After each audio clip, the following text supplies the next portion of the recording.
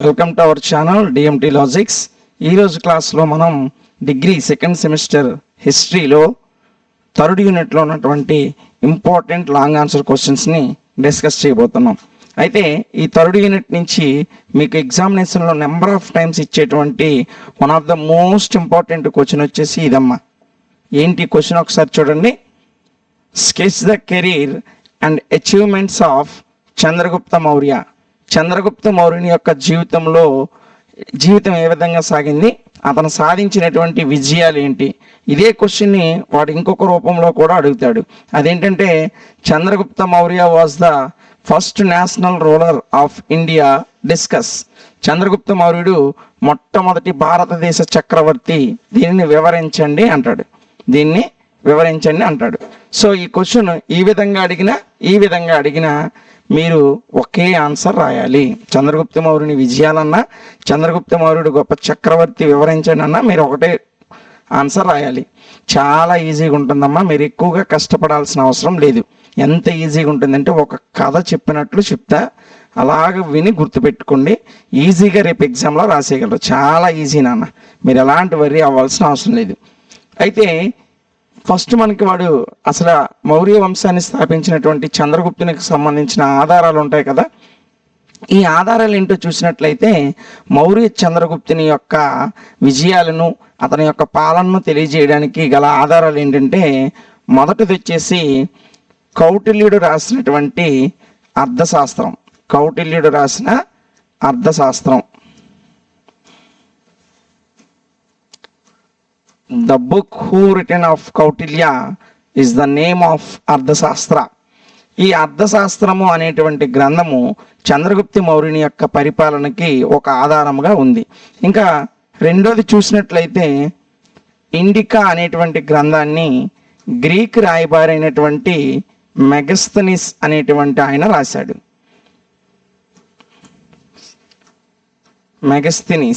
ఈ మెగస్తనీస్ రాసినటువంటి ఇండికా అనేటువంటి గ్రంథం కూడా ఈ మౌర్య చంద్రగుప్తుని యొక్క పరిపాలనకి ఒక ఆధారం. వీటితో పాటు జైనులు, ఆ కాలంలో ఉన్నటువంటి జైన మతస్థులు, అదేవిధంగా జైనులు బౌద్ధుల గ్రంథాలు కూడా చంద్రగుప్త మౌర్యుని యొక్క పాలనకు ఆధారాలుగా ఉన్నాయి. అయితే ఎవరి చంద్రగుప్త మౌర్యుడు అంటే, ఈ మౌర్య చంద్రగుప్తుడిని మనము మౌర్య వంశ స్థాపకుడు అంటాం. మౌర్య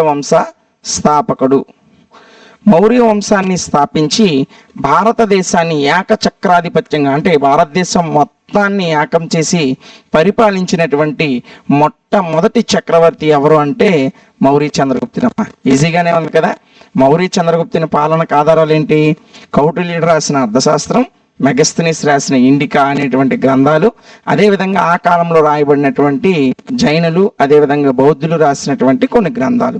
ఇవన్నీ కూడా మౌర్య చంద్రగుప్తుని యొక్క పరిపాలనకు ఆధారాలుగా మనకి చరిత్రలో లభ్యమవుతున్నాయి. అయితే ఎవరి చంద్రగుప్త మౌర్యుడు అంటే, ఇతను మౌర్య వంశాన్ని స్థాపించి భారతదేశాన్ని ఏకచక్రాధిపత్యంగా, అంటే మొత్తము దేశాన్ని ఏకం చేసి పరిపాలించిన మొట్టమొదటి చక్రవర్తి. దీనికన్నా ముందు బింబిసారుడు, అజాతశత్రువు, మహాపద్మనందుడు అంటే గొప్ప రాజులు పరిపాలించినప్పటికీ వాళ్ళు భారతదేశం మొత్తం అయితే పరిపాలించలేదు. భారతదేశంలో మేజర్ పార్ట్ను మాత్రమే పరిపాలించారు. కానీ భారతదేశంలో ఉన్నటువంటి అనేక రాజ్యాలను ఏకం చేసి చక్రవర్తిగా పరిపాలన చేసిన మొట్టమొదటి వీరుడు ఎవరంటే మనకి చంద్రగుప్త మౌర్యుడు. అయితే ఇతని జీవితం ఏ విధంగా ఉంది, ఇతను సాధించినటువంటి విజయాలు ఏంటి, మనం ఒకసారి చూసుకున్నట్లయితే అర్థమవుతుంది కదమ్మా. చాలా ఈజీగా ఉంటుంది. ఒకసారి ఏదైనా కన్ఫ్యూజన్ ఉంటే మళ్ళీ వీడియో వెనక్కి వెళ్ళి ఒకసారి విని మిగతా తర్వాత క్లాస్ వింటూ ఉండండి. సో ఇతని యొక్క జీవితాన్ని ముందు మనం చూద్దాం. చంద్రగుప్త మౌర్యుని యొక్క ఎర్లీ లైఫ్, అంటే ప్రారంభ జీవితం. ఇతని యొక్క ఎర్లీ లైఫ్ ఏ విధంగా ఉండేదంటే, ముందుగా ఇతని తండ్రి, చంద్రగుప్త మౌర్యుని యొక్క తండ్రి మౌర్య వంశానికి అధిపతి. ఏ వంశానికి? మౌర్య వంశానికి అధిపతి ఎవరు? చంద్రగుప్త మౌర్యుని యొక్క తండ్రి. ఇతను మౌర్య వంశానికి అధిపతి అయినప్పటికీ కూడా చంద్రగుప్త మౌర్యుడు పుట్టక ముందే ఆయన యొక్క తండ్రి చనిపోయాడు.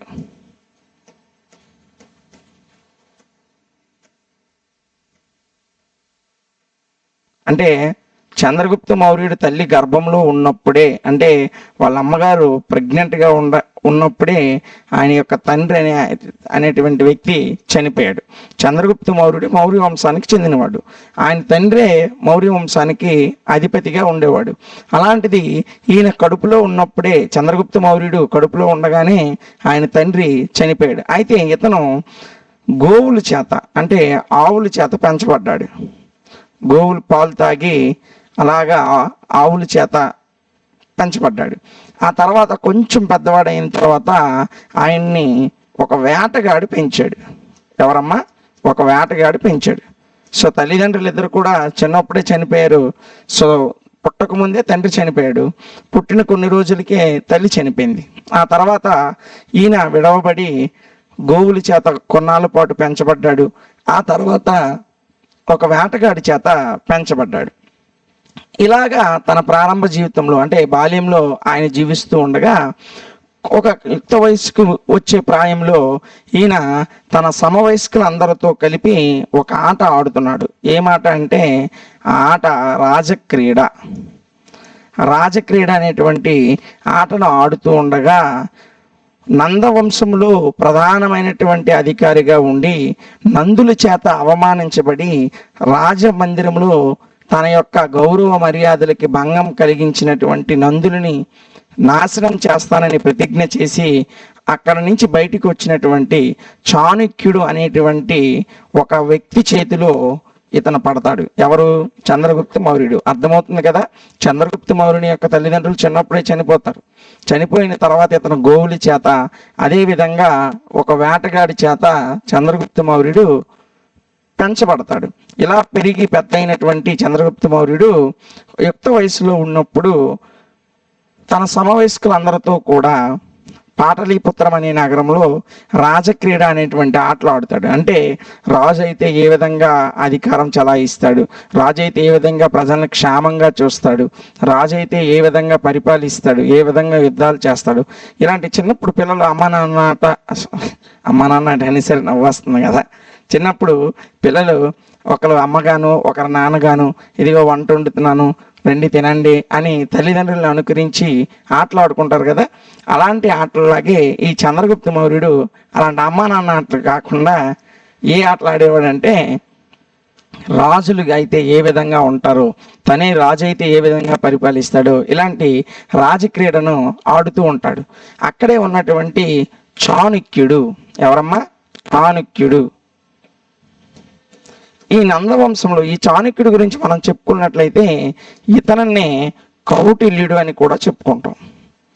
ఇతను మహాపద్మనందుని కింద ఒక ఉన్నతమైన పదవిలో ఉండేవాడు. మహాపద్మనందుని తర్వాత అతని కుమారులు ఈ యొక్క మగధ సామ్రాజ్యాన్ని పరిపాలిస్తున్నప్పుడు ఈ చాణక్యుడు వాళ్ళ దగ్గర ఒక మంత్రి పదవిలో ఉంటాడు. ఉంటే వాళ్ళు ఇతన్ని అవమానపరిచి, ఇతని మాటలను లెక్క చేయకుండా తిరిగి ఇతన్ని అవమానపరిచి మందిరంలోని సభ మధ్యలో అవమానపరచడం వల్ల ఈ కౌటిల్యుడు వారిని శపిస్తాడు. శపించి ఏమంటాడంటే, నందవంశం నాశనం అయ్యేంత వరకు నా జుత్తు ముడేయును అనేటువంటి ఒక పెద్ద శపథం చేసి బయటకు వచ్చేస్తాడు. అలా వస్తున్న తరుణంలో ఈ కౌటిల్యుడు కంటపడినటువంటి వ్యక్తే మన చంద్రగుప్త మౌర్యుడు.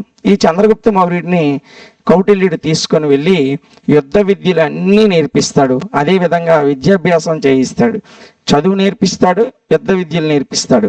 ఇలా నేర్పించి ఈ చంద్రగుప్త మౌర్యుడిని ఒక గొప్ప వీరుడిగా మార్చి నందవంశం మీదకి, ఎవరి మీదకి?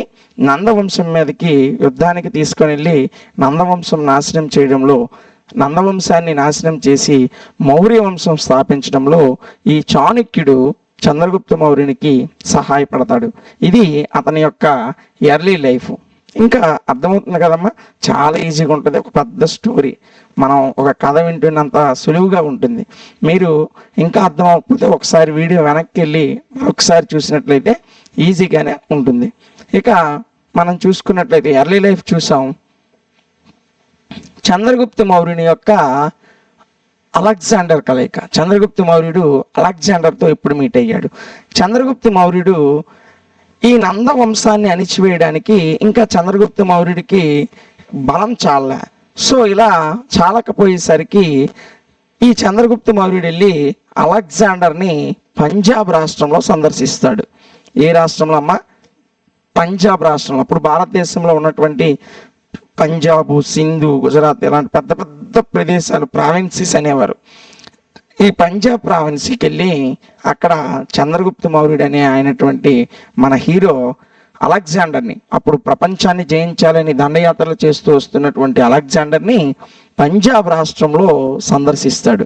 ఎందుకు సందర్శిస్తాడంటే నందవంశ నిర్మూలనకు అలెగ్జాండర్ సహాయం కోసమని ఇతను సందర్శిస్తాడు. అయితే అలెగ్జాండర్కి మరియు చంద్రగుప్త మౌర్యునికి మధ్య జరిగిన సంభాషణలో అనుకోకుండా ఈ చంద్రగుప్త మౌర్యుని యొక్క మాటల ద్వారా అలెగ్జాండర్ అవమానించబడతాడు.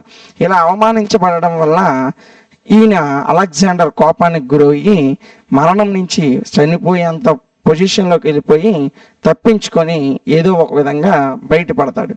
అయితే ఇతను యొక్క ఇది అలెగ్జాండర్కి మరియు చంద్రగుప్త మౌర్యుని యొక్క కలయిక. వీళ్ళిద్దరూ పంజాబ్ రాష్ట్రంలో కలిశారు. నందవంశ నిర్మూలన కొరకు అలెగ్జాండర్తో ఈయన ఏకం అవ్వాలని అలెగ్జాండర్ని కలవడం జరుగుతుంది. ఎవరు? చంద్రగుప్త మౌర్యుడు. అయితే సంభాషణలో అలెగ్జాండర్ని అవమానపరిచే విధంగా కొన్ని మాటలు మాట్లాడడంతో అలెగ్జాండర్ కోపానికి గురయ్యి కొద్దిలో మరణాన్ని తప్పించుకొని బయటపడినటువంటి వ్యక్తి మన చంద్రగుప్త మౌర్యుడు. ఈయన కొన్ని రకాల విజయాలని జయించి చంద్రగుప్త మౌర్యుడు దేశంలోనే ఒక గొప్ప సామ్రాజ్యాన్ని స్థాపించి ఆ సామ్రాజ్యానికి చక్రవర్తిగా నిలిచాడు. ఏంటి అంటే కాన్క్వెస్ట్ ఆఫ్ చంద్రగుప్త మౌర్య, చంద్రగుప్త మౌర్యుని యొక్క ఆక్రమణ. Conquest of Punjab 323 BC. Punjab రాష్ట్రాన్ని క్రీస్తు పూర్వం 323వ సంవత్సరంలో చంద్రగుప్త మౌర్యుడు ఆక్రమించాడు. ఏ విధంగా అంటే భారతదేశాన్ని విదేశీ దండయాత్రల నుండి రక్షించాలి, భారతదేశాన్ని ఏకం చేసి ఒక భారతీయుడే పరిపాలించాలి అనే ఆలోచన కలిగిన వ్యక్తి చాణక్యుడు. ఈ చాణక్యుడు తన ఆలోచనల్ని ఒకటి ఈ చంద్రగుప్త మౌర్యుని మీద రుద్దుతాడు. సో ఇదే విషయాన్ని నందవంశంలో ఉన్నటువంటి ధననందుడికి చెప్పినప్పుడు ధననందుడు సోమరి, మద్యపానం మీద మందు తాగుతూ స్త్రీలతో ఎక్కువ సాంగత్యం చేసేటువంటి వాడు. ఈ ధననందుడు చాణక్యుని యొక్క హెచ్చరికను పట్టించుకోకుండా మన దేశాన్ని గ్రీకు రాయబారులు ఆక్రమించబోతున్నారు, రాజుగా నీ ధర్మాన్ని నువ్వు నిర్వర్తించు అని చాణక్యుడు ధననందుడికి చెప్తే ధననందుడు హేళన చేసి అవమానపరుస్తాడు. ఆ అవమానంతోనే చాణక్యుడు చంద్రగుప్త మౌర్యుని తయారు చేసుకుని నందవంశాన్ని ఓడించి ఈ యొక్క మౌర్య సామ్రాజ్యాన్ని స్థాపించడానికి కారణమవుతాడు. ఇది మనం ఆల్రెడీ చెప్పుకున్నాం. అయితే వీళ్ళ యొక్క ప్రధాన ఉద్దేశం ఏంటంటే విదేశీ దండయాత్రల నుంచి భారతదేశాన్ని కాపాడడం. ఇలా విదేశీ దండయాత్రల నుంచి భారతదేశాన్ని కాపాడి భారతదేశాన్ని ఏకం చేయాలనే ఆలోచనతో ఉన్నటువంటి చంద్రగుప్త మౌర్యునికి పంజాబ్ రాష్ట్రం అనేది చాలా అనుకూలంగా ఉంది. అప్పుడు ఈయన పంజాబ్ని ఆక్రమించేటువంటి 323వ సంవత్సరంలో అప్పటికే ఈయన చనిపోయాడు. ఎవరు? అలెగ్జాండర్ అనేటువంటి ఆయన చనిపోవడం జరిగింది. చనిపోలేదు, భారతదేశం నుంచి తిరిగి వెళ్ళిపోయాడు. అంటే భారతదేశం నుంచి వెనుదిరిగి వెళ్ళిపోయాడు. ఇంకా ప్రపంచాన్ని జయించాలనుకొని వస్తున్నటువంటి అలెగ్జాండర్ భారతదేశంలోని బియాస్ నది వరకు వచ్చి పంజాబ్ రాష్ట్రం తర్వాత విడిచిపెట్టి వెళ్ళిపోయాడు. ఇలా భారతదేశం నుంచి అలెగ్జాండర్ విడిపోగానే ఇక్కడ పంజాబ్లో ఈయన 323వ సంవత్సరంలో ఎప్పుడైతే అలెగ్జాండర్ భారతదేశాన్ని విడిచిపెట్టి వెళ్ళిపోయాడో అప్పుడు ఈ చంద్రగుప్త మౌర్యుడు ఏం చేశాడంటే ఆయన దగ్గర ఉన్నటువంటి అనేక మంది గిరిజనులను ఏకం చేసి ఒక శక్తివంతమైనటువంటి సైన్యాన్ని తయారు చేసుకున్నాడు. ఎవరిని? గిరిజన ప్రజలను ఏకం చేసుకొని ఒక సైన్యాన్ని ఏర్పాటు చేసుకున్నాడు. ఆ సైన్యంతో పాటు హిమాలయాలను పరిపాలిస్తున్నటువంటి పర్వతుడు అనేటువంటి రాజుతో కూడా ఒక కూటమిగా ఏర్పడి ఈ పంజాబ్ని పరిపాలిస్తున్నటువంటి గ్రీకు రాయబారిని ఓడించి పంజాబ్ని ఆక్రమించుకున్నాడు. ఇది పంజాబ్ ఆక్రమణ. ఆ తర్వాత ఈ యొక్క చంద్రగుప్త మౌర్యుడు ఆక్రమించుకున్న ప్రదేశం వచ్చేసి సింధు ప్రాంతం. సింధు ప్రాంతాన్ని ఈయన మొదటగా చెప్పాలంటే ఈయన మొదటగా ఆక్రమించింది సింధుని మాసిడోనియన్ల పాలకుల నుంచి. ఏ పాలన? మాసిడోనియన్ల పాలన నుంచి, మాసిడోనియన్ల పాలన నుండి అలెగ్జాండర్ సింధు ప్రాంతాన్ని క్రీస్తు పూర్వం 321లో ఆక్రమించాడు. సో పంజాబ్ కన్నా అలెగ్జాండర్ చంద్రగుప్త మౌర్యుడు మొదటగా ఆక్రమించినటువంటి రాష్ట్రం ఏదంటే సింధు రాష్ట్రం. అప్పుడు ఈ సింధు రాష్ట్రాన్ని పరిపాలిస్తున్న వాళ్ళు మాసిడోనియన్లు. ఈ మాసిడోనియన్లను ఓడించి సింధు ప్రాంతాన్ని 321లో అలెగ్జాండర్ అప్పటికే వెళ్ళిపోయాడు. మన చంద్రగుప్త మౌర్యుడు 321లో దీన్ని ఆక్రమించాడు. సో మొదటిగా మనకి చరిత్ర ప్రకారంగా ముందు పంజాబ్ను ఓడించాడు, ఆ తర్వాతే సింధును ఓడించాడని మీ టెక్స్ట్ బుక్లో ఇవ్వబడింది. కానీ మొదటగా ఓడించింది సింధు ప్రాంతాన్ని. సో మనం టెక్స్ట్ బుక్ వైజ్గా వెళ్ళాలి కనుక ముందు పంజాబ్ను ఓడించినట్టు చెప్పుకున్నాం. ఆ తర్వాత మాసిడోనియన్ల పాలన నుంచి అలెగ్జాండర్ చంద్రగుప్త మౌర్యుడు క్రీస్తు పూర్వం 321లో సింధు ప్రాంతాన్ని ఓడించాడు. అర్థమైంది కదమ్మా. 323లో అలెగ్జాండర్ భారతదేశాన్ని విడిచిపెట్టి వెళ్ళిపోయిన తర్వాత గిరిజనులతో సైన్యాన్ని ఏర్పరచుకొని పంజాబ్ని ఆక్రమించుకున్నాడు మన చంద్రగుప్త మౌర్యుడు. ఆ తర్వాత దేన్ని ఆక్రమించుకున్నాడు? సింధు ప్రాంతాన్ని ఆక్రమించుకున్నాడు. అర్థమవుతుంది కదమ్మా. చాలా ఈజీగా ఉంటుంది, ఒక కథలాగా ఉంటుంది. 1-2 సార్లు వినండి, చదవకుండానే ఈజీగా రాసేయగలుగుతారు. ఇంకా చూసుకున్నట్లయితే ఇదిగండి, అలెగ్జాండర్ ఎప్పుడైతే భారతదేశాన్ని విడిచి వెళ్ళిపోయాడు అనుకున్నాడో అప్పుడు చంద్రగుప్త మౌర్యుడు ఇంకా శక్తివంతంగా భారతదేశంలో ఎక్కడెక్కడైతే విదేశీయులు ఏ ప్రాంతాలను పరిపాలిస్తున్నారో వాళ్ళందరినీ ఓడించేసి భారతదేశాన్ని ఒక సువిస్తారమైనటువంటి సామ్రాజ్యంగా నెలకొల్పాడు. చూడండి, overthrow of Nandas and occupation of Pataliputra. అయితే పాటలీపుత్రాన్ని, పంజాబ్ రాష్ట్రాన్ని జయించడానికి, సింధు రాష్ట్రాన్ని జయించడానికి మధ్యలో ఒక ముఖ్యమైన సంఘటన జరిగింది చంద్రగుప్త మౌర్యుని యొక్క జీవితంలో. అదే చాణక్యుని సహాయంతో నందవంశాన్ని ఓడించడం. ఈ నందవంశాన్ని అప్పుడు పరిపాలిస్తున్న నందుడు ఎవరంటే ధననందుడు. ఈ ధననందుడి కాలంలోనే అలెగ్జాండర్ భారతదేశానికి రావడం జరిగింది.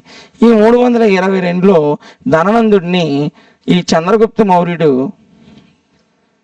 చంద్రగుప్త మౌర్యుడు చాణక్యుని సహాయంతో, ఎవరి సహాయంతో? చాణక్యుని యొక్క సహాయంతో ధననందుడిని ఓడించి ఈ నందవంశాన్ని నిర్మూలన చేశాడు. నిర్మూలన చేసి భారతదేశంలో ఒక గొప్ప వంశము అయినటువంటి మౌర్య వంశాన్ని స్థాపించాడు. దీంతో నందుల యొక్క పతనం అనేది పూర్తయింది. ఇది ఎప్పుడు? క్రీస్తు పూర్వం 322 సంవత్సరంలో జరిగింది. ఆ తర్వాత అలెగ్జాండర్ మరణం కూడా సంభవించింది అక్కడే. ఇప్పుడు భారతదేశాన్ని ఏకచక్రాధిపత్యం చేస్తున్నటువంటి మన చంద్రగుప్త మౌర్యుడు దక్షిణాదిని కూడా జయించాడు. చంద్రగుప్త మౌర్యుని యొక్క విజయాల్లో దక్షిణాదిని జయించడం అనేది కూడా ఒక గొప్ప విజయం. చాలా గ్రీకు పుస్తకాల్లో కానీ కొన్ని జైన పుస్తకాల్లో కానీ దక్షిణాదిని జయించింది బిందుసారుడు అని రాశారు. కానీ వాస్తవానికి ఇది కరెక్ట్ కాదు. దక్షిణాదిని మొదటగా జయించిన వాడు చంద్రగుప్త మౌర్యుడు. అశోకుని శాసనాలైనటువంటి జునాగఢ్ శాసనం కూడా, ఏ శాసనం అమ్మ? జునాగఢ్ శాసనం కూడా దక్షిణాదిని మొదటగా జయించినటువంటి చక్రవర్తి చంద్రగుప్త మౌర్యుడు అని ఈ శాసనం తెలియజేస్తుంది. ఈ దక్షిణాది జయించిన తర్వాత ఈ యొక్క చంద్రగుప్త మౌర్యుడు జయించినటువంటి గొప్ప విజయం ఏంటంటే డిఫీట్ ఆఫ్ సెల్యూకస్. అలెగ్జాండర్ మనకి 321లో చనిపోయాడని మనం చెప్పుకున్నాం. ఈ 321లో అలెగ్జాండర్ చనిపోయిన తర్వాత భారతదేశాన్ని వాయువ్య భాగంలో కాబూలు, బెల్చిస్తాన్, ఆఫ్ఘనిస్తాన్, ఇప్పుడు భారతదేశ ప్రాంతాలు వాయువ్యంలో ఏ దేశాలు ఉన్నాయో ఆ ప్రాంతాన్ని గ్రీకు కమాండర్ అయినటువంటి సెల్యూకస్ అనేటువంటి ఈ గ్రీకు కమాండర్, ఇతను అలెగ్జాండర్ యొక్క కమాండర్ అమ్మ. ఎవరు? సెల్యూకస్. ఈ సెల్యూకస్ భారతదేశ వాయువ్య ప్రాంతాన్ని పరిపాలిస్తూ ఉన్నాడు. అయితే ఈ సెల్యూకస్ని క్రీస్తు పూర్వం 305 సంవత్సరంలో మన చంద్రగుప్త మౌర్యుడు ఓడించాడు. ఆయనతో చేసినటువంటి యుద్ధంలో చంద్రగుప్త మౌర్యుని యొక్క పరాక్రమాల ముందు ఈయన సెలికస్ నికోటర్ నిలబడలేకపోయి యుద్ధంలో ఓడిపోయి చంద్రగుప్త మౌర్యునితో ఒక రాజీ చేసుకుంటాడు. ఈ రాజీలో భాగంగా, ఈ ఒప్పందంలో భాగంగా ఈ సెలికస్ నికేటర్ యొక్క కుమార్తెను చంద్రగుప్త మౌర్యునికి ఇచ్చి వివాహం చేస్తాడు. ఈయన యొక్క కుమార్తెనిచ్చి వివాహం చేస్తాడు. వివాహం చేసి ఈయన పరిపాలిస్తున్నటువంటి ప్రాంతంలో కాబూల్ మరియు బెలుచిస్తాన్ లాంటి పెద్ద ప్రాంతాలని చంద్రగుప్త మౌర్యుని వశం చేస్తాడు. ఏ ప్రాంతాలు? కాబూల్, బెలుచిస్తాన్ లాంటి పెద్ద ప్రాంతాలని చంద్రగుప్త మౌర్యుని యొక్క ఆధీనంలోకి పంపిస్తాడు. సో ఈ సెలికస్ నికేటర్ను ఓడించి ఆయన కుమార్తెను వివాహం చేసుకొని వాయువ్య భాగంలోని కాబూల్, బెలుచిస్తాన్ లాంటి ప్రాంతాలను కూడా చంద్రగుప్త మౌర్యుడు జయించి తన సామ్రాజ్యంలో కలిపేస్తాడు. ఇక తర్వాత ఆయన 305లో ఈ విజయం తర్వాత ఏ విజయం సెలికస్ నికేటర్తో విజయం పొందిన 5 సంవత్సరాలకి, అంటే క్రీస్తు పూర్వం 300వ సంవత్సరంలో ఈ యొక్క భారతదేశంలో ఒక తీవ్రమైనటువంటి కరువు వస్తుంది. ప్రజలు అన్నపానాలకు కూడా, అంటే భోజనం చేయడానికి కూడా గింజ కూడా లేనటువంటి పరిస్థితి, అంత భయంకరమైనటువంటి కరువు వస్తుంది. ప్రజలు ఆకలితో అలమటిస్తుంటే చూడలేక మన చంద్రగుప్త మౌర్యుడు ఏం చేయాలో పాటుపడక జైన మతాన్ని ఆశ్రయించి ఆ జైన మతంలోకి చేరి దాన్ని అనుసరిస్తూ, జైన మతంలో ఒక వ్రతం ఉంటుంది, దాన్ని జైన మతంలో ఉన్నటువంటి అతి గొప్ప వ్రతమే సల్లేఖానా. ఇది జైనులు పవిత్రమైనటువంటి వ్రతంగా, ఇది వ్రతం అమ్మ. ఏంటి వ్రతం అంటే, ఆకలితో చచ్చిపోతే తరువాత జీవితంలో లేదంటే స్వర్గాన్ని పొందడము, లేదంటే వచ్చే జన్మలో ఇంకా గొప్ప జీవితాన్ని అనుభవించడము జరుగుతుందని జైనులు విశ్వసిస్తారు. సో ఆ వ్రతం పేరే సల్లేఖానా వ్రతం. ఈ చంద్రగుప్త మౌర్యుడు ప్రజల యొక్క ఆకలి చావుల్ని చూడలేక ఎలా చేయాలి, ఇంకా ఈ కరువు నుంచి దేశాన్ని ఎలా రక్షించాలో పాలుపోక ఇక చేసేదేమీ లేక జైన మతంలో చేరి జైన మతంలోనే గొప్పదిగా భావించేటువంటి ఈ సల్లేఖానా వ్రతం చేస్తూ పంజాబ్లోని శ్రావణ